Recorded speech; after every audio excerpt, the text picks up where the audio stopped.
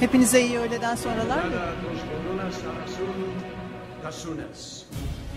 Which, if I said that correctly, means you are here on purpose. It's my honor to welcome all of you to the Department of State, especially our very distinguished guests, Prime Minister Erdogan and Mrs. Mine Erdogan, her family, Deputy Prime Minister Arinç, Mrs. Arinç, Foreign Minister Davutoglu and his wife, and our friends from the Turkish American community. Please stand up. Mr. Prime Minister, you and I have known one another for a while, and as I said to you the first time we met, I have great faith.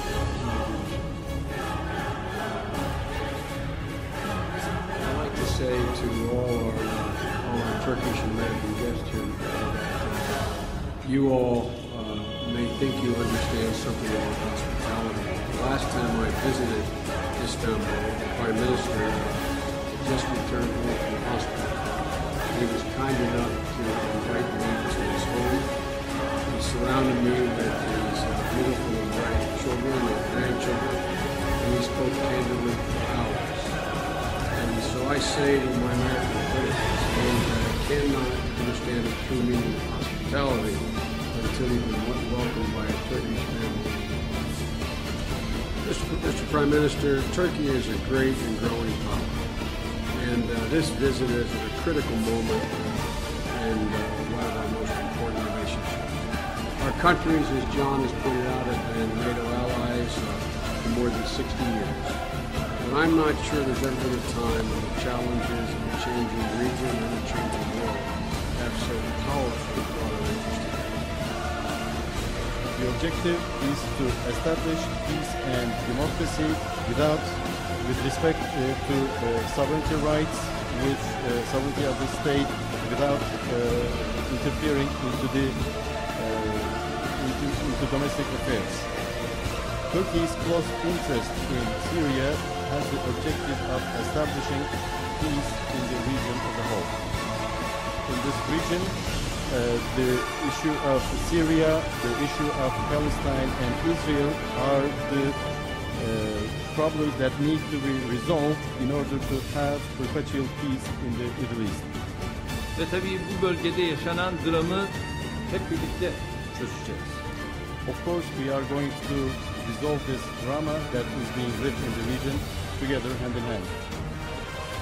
Ve tabii bu bölgede yaşanan dramı hep birlikte çözeceğiz. Of course, we are going to resolve this drama that is being lived in the region together hand in hand. Why Damascus is so important? You know why this bloodshed and so on is going on in Syria now? Why? Because this is the culmination, Damascus, the end time. The head of the Turkish opposition has criticized Prime Minister Recep Tayyip Erdogan for his policies on the crisis in Syria. The head of the CHP party said foreign-backed militants were receiving training inside Turkey. He also said weapons were being sent from Turkey to foreign-backed militants in Syria to, quote, kill our brothers. The AK Party is getting fighters from different countries and sending them to Syria. There are even Turkish citizens fighting in Syria. There are arms being sent to Turkey and then to Syria to be used to kill our brothers. If there's a fire in a neighboring country, we should put it out because eventually it will come to our country. Kemal Kılıçdaroğlu went on to say the major countries benefiting from the war in Syria were France, the U.S., and Germany. He said the ruling AK party's excuse of trying to bring democracy to Syria was not true. They say there is no democracy in Syria. Is there a democracy in Qatar? Is there a democracy in Saudi Arabia? The AK party accuses me of having loyalties to Assad. This is not true. I have loyalties to Syria, Iran and Iraq because they are our neighbors. The objective is to establish peace and democracy with respect to sovereignty rights, with sovereignty of the state, without interfering into domestic affairs. Turkey's close interest in Syria has the objective of establishing peace in the region. They say there is no democracy in Syria. Is there a democracy in Qatar? Is there a democracy in Saudi Arabia? The AK Party accuses me of having loyalties to Assad. This is not true. I have loyalties to Syria, Iran, and Iraq because they are our neighbors. In Qatar, they're training people and sending them to Syria from Turkey. Our government has shot itself in the foot. Turkey's main opposition, CHP, believes if Turkey were to close its borders for 10 days, thus preventing the flow of arms to the foreign-backed insurgents in Syria, the brutal war would come to an end. And when they conquered Constantinople in the 16th century, I think it was 14 something? 1453, MashaAllah. Thank you. This is Masjid Bufran, remember that? 1453. They said, this is the fulfillment of the prophecy of Nabi Muhammad alayhi salatu wasalam. لَتَفْتَحَنَّ الْقُسْطَنْطِنِيَّةِ, said the Prophet alayhi salatu. Notice, he's using the name Constantinia. You will most certainly conquer Constantinople. وَنِعْمَ الْأَمِيرُ أَمِيرُهَا. What a wonderful commander will command our army. وَنِعْمَ الْجَيْشُ ذَلِكَ الْجَيْشُ. What a wonderful army that would be, which will conquer Constantinople. And then the claim was made by the Ottomans, the Osmanli, that we are the ones about whom the hadith is speaking. That Sultan Muhammad Fatih is the man that the Prophet ﷺ praised. They will be listening to this lecture in Turkey, yeah? We say no. We say no, you're wrong. The conquest of Constantinople is still to come.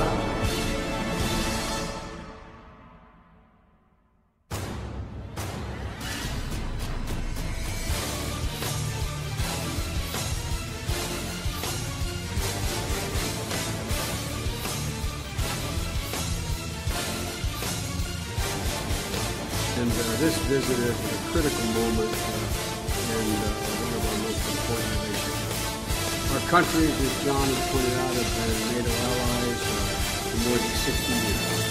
And I'm not sure there's ever been a time when the challenges of changing the region and changing the world have so powerfully brought our interest together. And I'm not sure there's ever been a time when the challenges of changing regions and changing the world have so powerfully brought our interest together.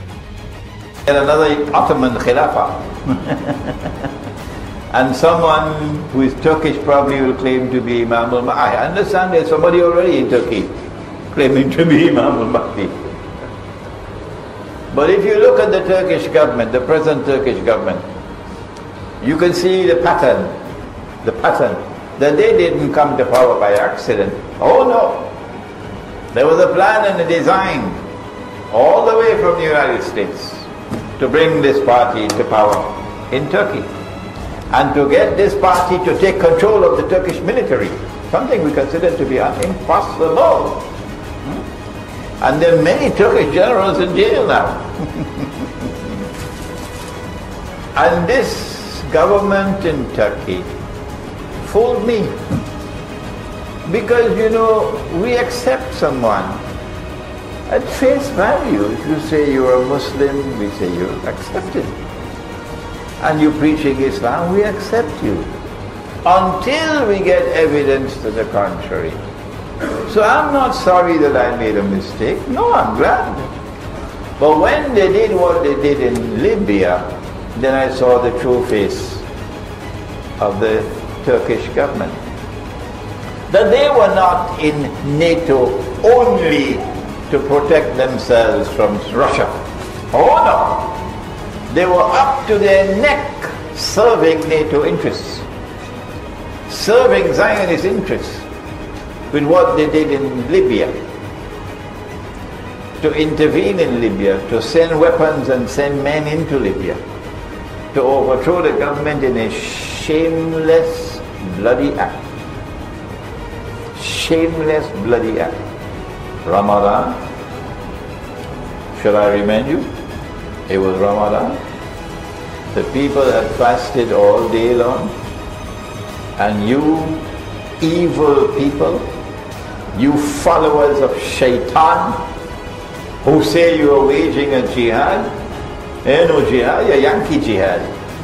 You choose that moment when the people are breaking their fast to infiltrate your people into Tripoli and then start shooting wildly, and you kill 1,200 people to sow panic in Tripoli?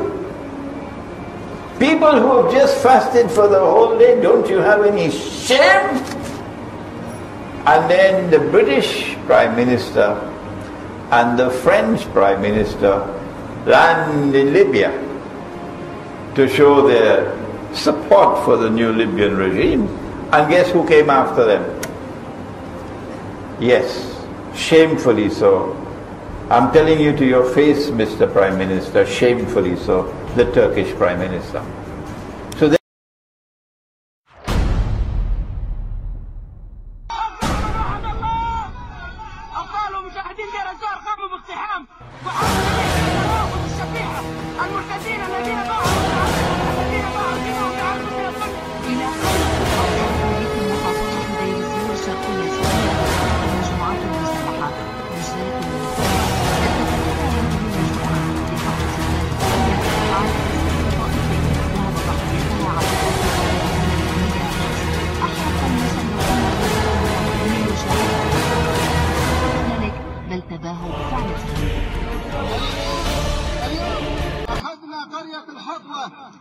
ونحرنا السيء، نحرنا بالسكاكين، نحرنا رمزا من رموزكم السيء حسين الذي كان في الحقوة في دار الزور، اليوم نحرنا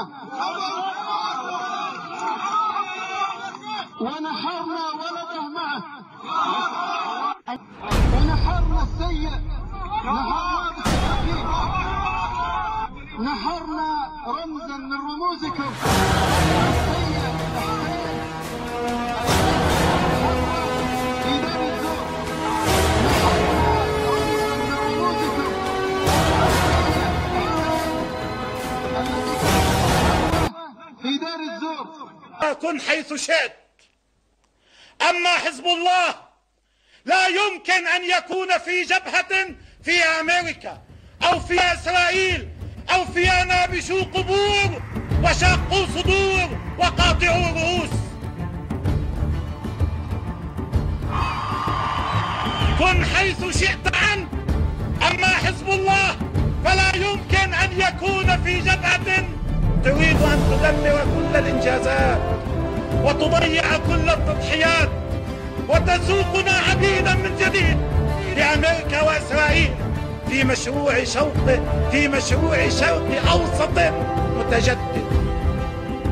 أسقطنا ما سبقه بدماء الآلاف من الشهداء، بدماء الآلاف من